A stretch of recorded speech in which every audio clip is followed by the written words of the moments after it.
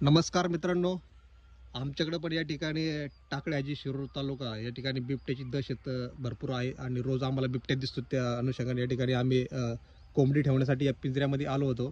तर एक ठिकाणी पाहू शकता, या ठिकाणी पूर्ण ऊसाचं क्षेत्र आहे आणि बिबट्याचा दररोज वावर असतो. तर अशा बऱ्याच ठिकाणी बिबटे आपल्या पूर्ण महाराष्ट्रभर बिबटे आहे. शिरूर आंबेगावप्रमाणे पूर्ण महाराष्ट्रभर बिबटे आहेत. पण या ठिकाणी या शिरूर आंबेगावमध्ये जवळपास 56 बळी या बिबट्याच्या हल्ल्यामध्ये गेलेत. त्याच्यामध्ये लहान मुलं असतील, वृद्ध असेल, सर्वांचा या ठिकाणी समावेश आहे.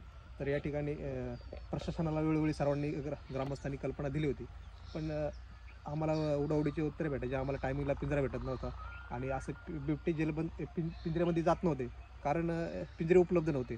तर भरपूर या ठिकाणी शेतकऱ्यांनी आंदोलन केलं. शेतकरी पुत्रांनी पण या ठिकाणी त्या बिबटे संदर्भात आंदोलन केलं. मात्र या ठिकाणी आज जवळपास 56 बळी या बिबट्याच्या हल्ल्यामध्ये गेलेत. रोहन बोंबेसारख्या या ठिकाणी सर्वसामान्य शेतकरी कुटुंबातील एक लहान मुलाला त्यासाठी आपला जीव गमवावा लागला. त्या अनुषंगाने या ठिकाणी शेतकरी पुत्रांनी या ठिकाणी आंदोलन केलं होतं. त्या आंदोलनाला या ठिकाणी पूर्ण महाराष्ट्रभरातून या ठिकाणी सपोर्ट होता आणि आंदोलन एवढं मोठं चिघळलं गेलं की या ठिकाणी महाराष्ट्राचे उपमुख्यमंत्री एकनाथ शिंदेसाहेब या ठिकाणी आलेत, सर्व सत्ताधारी या ठिकाणी आलेत. तर ज्या शेतकरी पुत्रांनी आंदोलन केलं किंवा ज्या शेतकऱ्यांनी आंदोलन केलं, त्या पूर्ण शेतकरी जवळजवळ 250 शेतकऱ्यांवरती गुन्हे दाखल केलेत. तर मी या सरकारचा जाहीर निषेध करतो की या आंदोलनाचा एक हेतू होता की फक्त या ठिकाणी प्रशासनाने याकडे लक्ष द्यावे. त्या काय असतील वन खात्यातील मेन काही त्यांनी या ठिकाणी आंदोलनकर्त्यांना भेट द्यावी, त्या कुटुंबांना भेट द्यावी, त्यासाठी एक आंदोलन होतं.